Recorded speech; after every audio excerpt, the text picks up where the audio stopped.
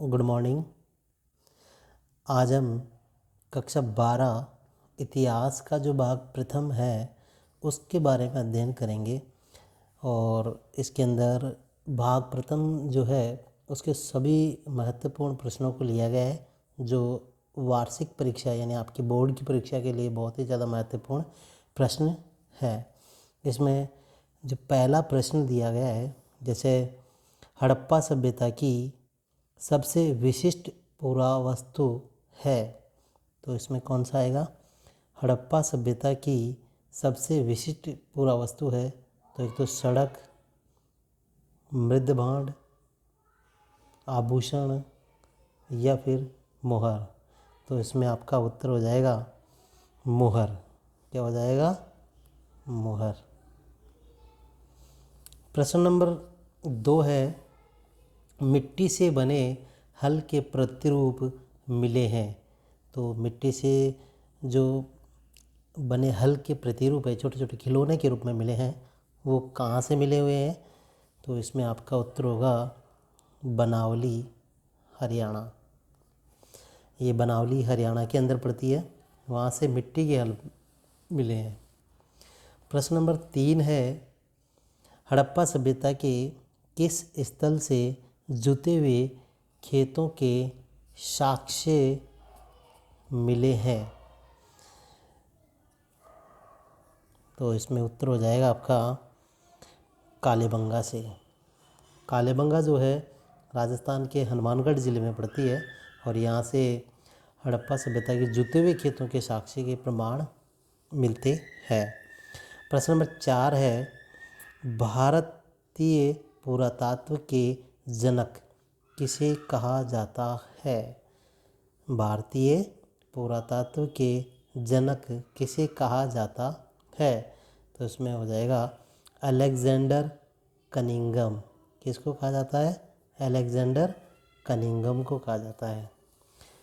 प्रश्न नंबर 5 है, हड़प्पा सभ्यता के किस स्थल से विशाल स्नानागार के अवशेष या प्रमाण जो है वो मिले हैं? विशाल स्नानागार कहाँ से प्राप्त हुआ है? तो इसमें आपका उत्तर हो जाएगा मोहनजोदड़ो। कहाँ से मिले हैं विशाल स्नानागार? मोहनजोदड़ो से प्राप्त हुए हैं। प्रश्न नंबर 6 है आपका, हड़प्पा सभ्यता के सबसे लंबे अभिलेख में कितने चिन्ह मिले हैं? तो इसमें कितने चिन्ह मिले हैं? 26 चिन्ह प्राप्त हुए हैं। प्रश्न नंबर 7 है, हड़प्पा सभ्यता के कौन से स्थल मणके बनाने के लिए प्रसिद्ध थे? तो हड़प्पा सभ्यता के कौन से ऐसे स्थल थे जहाँ पे मनके बनाए जाते थे? क्या चीज़ बनाए जाते थे? मनके। तो इसमें आपका उत्तर हो जाएगा चूंदड़ो व लोथड़। चूंदड़ो व लोथड़ से मनके बनाने के अवशेष प्राप्त हुए हैं। प्रश्न नंबर 8 है, आद्य शिव मोहर। कौन से शिव मोहर? आद्य शिव मोहर किस पुरास्थल से प्राप्त हुई है? तो ये आ जाएगा हड़प्पा सभ्यता से। प्रश्न नंबर 9 है, हड़प्पा की खुदाई का कार्य कब व किसने करवाया? तो हड़प्पा सभ्यता की खुदाई का जो कार्य है वह किसने और कब करवाया था? तो इसमें आपका उत्तर हो जाएगा 1921 दयाराम सहानी के द्वारा। 1921 में दयाराम सहानी के द्वारा इसका उत्खनन करवाया गया था। देखो 1922 में राखलदास बनर्जी जो थे, इन्होंने मोहनजोदड़ो की खुदाई की थी। 1960 में बीबीलाल व बी.के. थापर ने कालीबंगा की खुदाई की थी। तो ये कालीबंगा के संबंध में है और ये मोहनजोदड़ो के संबंध में है। तो अपना उत्तर क्या हो जाएगा इसमें? 1921 दयाराम सहानी द्वारा। प्रश्न नंबर 10 है, कालीबंगा की खोज किसने की? तो कालीबंगा की खोज किसने की थी? अमलानंद घोष के द्वारा। कई बार इसमें एक घोष भी लिखा जाता है, तो अमलानंद घोष ने 1952 में की थी। प्रश्न नंबर 11 है, सुमेलित नहीं है, इनमें से कोई एक चीज़ सुमेलित नहीं है, उसको आपको छांटना है।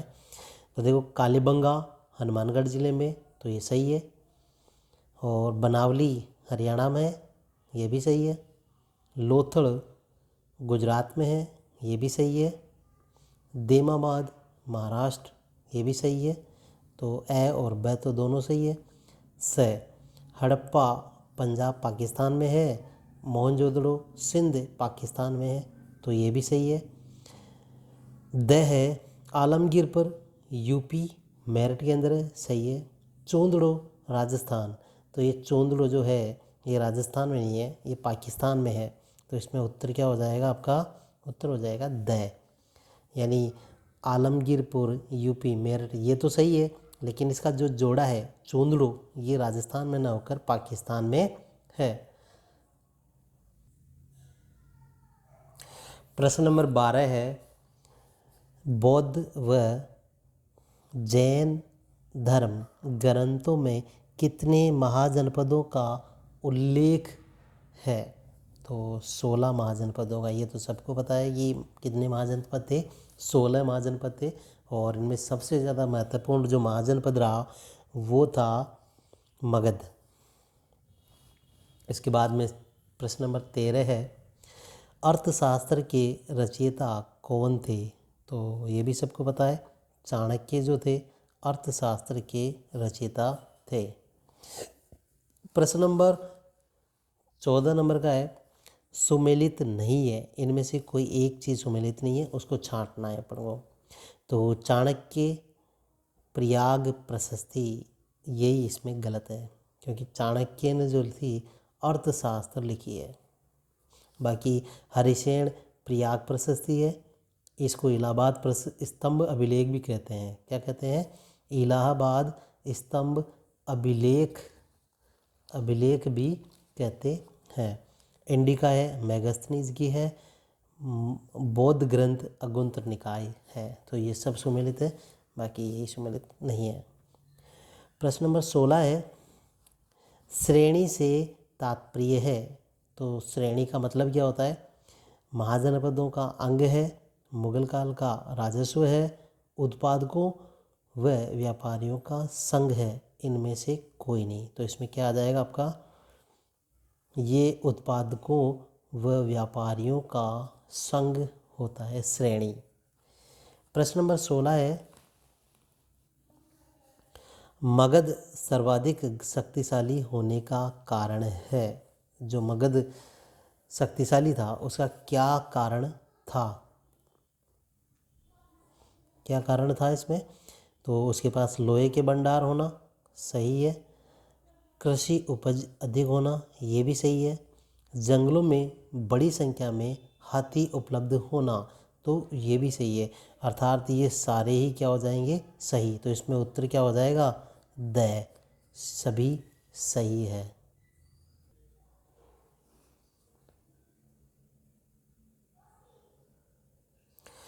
प्रश्न नंबर 17 है, अशोक ने धर्म के प्रचार के लिए किस अधिकारी की नियुक्ति की? तो अशोक ने धर्म प्रचार के लिए किसकी नियुक्ति की थी? तो इसमें आपका उत्तर हो जाएगा धर्म महामात की। धर्म महामात की। प्रश्न संख्या 18 है, निम्न में सुमेलित नहीं है। तो इसमें कौन सा सम्मिलित नहीं है? एक में मगध, राजगृह, अंग चंपा, काशी वाराणसी, मत्स्य इंद्रप्रस्थ। तो इसमें उत्तर हो जाएगा आपका मत्स्य इंद्रप्रस्थ, क्योंकि मत्स्य की जो राजधानी है वो क्या है? बेराट है। वर्तमान बेराट और प्राचीन काल में विराट नगर के नाम से जानी जाती थी। तो इसमें उत्तर हो जाएगा आपका मत्स्य का इंद्रप्रस्थ। मतलब ये गलत है, तो इसका मत्स्य की राजधानी क्या थी पहले? विराटनगर। प्रश्न नंबर 19 निम्न में सुमेलित है। सूरसेन, मथुरा, गांधार, तक्षशिला, मत्स्य, विराटनगर, वर्तमान बैराट कहते हैं इसको, ये सभी। तो इसमें उत्तर हो जाएगा ये सभी। ये जो सारे महाजनपद है इनकी राजधानियां हैं, जो बिल्कुल सही सुमेलित है। तो इसमें आपका उत्तर हो जाएगा ये सभी, उत्तर द। प्रश्न नंबर 20 है। सर्वप्रथम सोने के सिक्के किन शासकों ने जारी किए? तो सोने के जो सिक्के थे वह किन शासकों ने जारी किए थे? कुषाण शासकों ने। सबसे पहले कुषाण शासक ऐसे थे जिन्होंने भारत के अंदर सोने के सिक्के जारी किए। अब है प्रश्न नंबर 21। छठी शताब्दी में सबसे पहले डाले गए एवं प्रयोग किए गए चांदी व तांबे के सिक्के कहलाते हैं। चांदी और तांबे के जो सिक्के थे उसको क्या कहा जाता है? तो उनको कहा जाता है आहत। कई बार सीधा प्रश्न भी आ जाता है, आहत किसे कहते हैं? तो छठी शताब्दी में तांबे और चांदी के जो सिक्के होते थे उनको आहत नाम दिया जाता था या आहत कहा जाता था। प्रश्न नंबर 22 है। कौरव व पांडव किस राजवंश से संबंधित थे या किस वंश से संबंधित थे? तो कौरव और पांडव किस वंश से संबंधित थे? तो इसमें आपका उत्तर हो जाएगा कुरु यानी द। किस वंश से संबंधित थे? कौरव पांडव कुरु वंश से संबंधित थे। प्रश्न नंबर 23 है। महाभारत की मूल भाषा क्या है? जो महाभारत है वो किस भाषा में लिखी गई थी? तो ये तो सबको पता है कि यह संस्कृत भाषा में लिखी गई थी। फिर है प्रश्न नंबर 24 है। महाभारत एक है। तो महाभारत क्या है? एक महाकाव्य है। क्या है? महाभारत एक महाकाव्य है। प्रश्न नंबर 25 है। एकलव्य किस वर्ग से जुड़ा था? तो एकलव्य किस वर्ग से जुड़ा हुआ था? ये भी सबको पता होगा। तो इसमें निषाद वर्ग। किससे जुड़ा था? निषाद वर्ग से जुड़ा हुआ था। प्रश्न नंबर 26 है।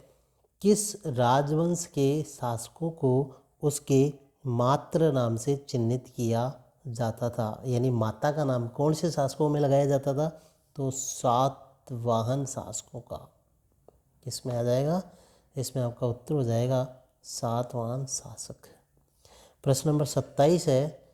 सांची का स्तूप किस राज्य में स्थित है? तो सांची का स्तूप कौन से राज्य में स्थित है? तो इसमें आपका उत्तर हो जाएगा मध्य प्रदेश।